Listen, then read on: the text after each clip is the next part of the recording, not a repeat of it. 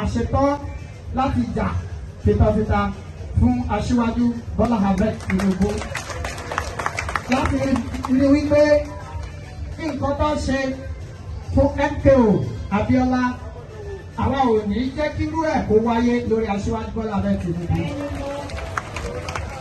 Nǹkan tó ṣe fún bàbá wa Ọbáfẹ́mi Awólọ́wọ̀ àwa ò ní gba irú ẹ̀ láàyè lórí aṣíwájú Bọ́lá Ahmed Tinubu.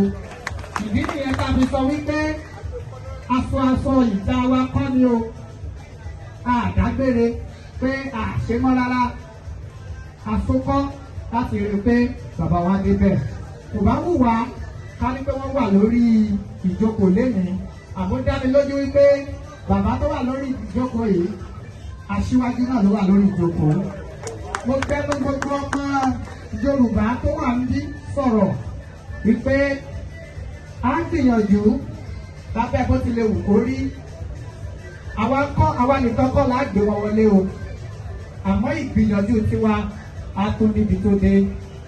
Ṣé mọ̀ pé gbogbo wọn tẹ̀ wo ìrísìkì látẹ̀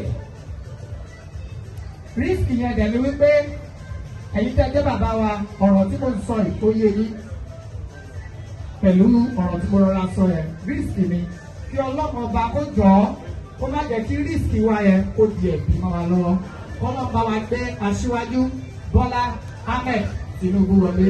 Yorùbá Nation APC aṣíwájú.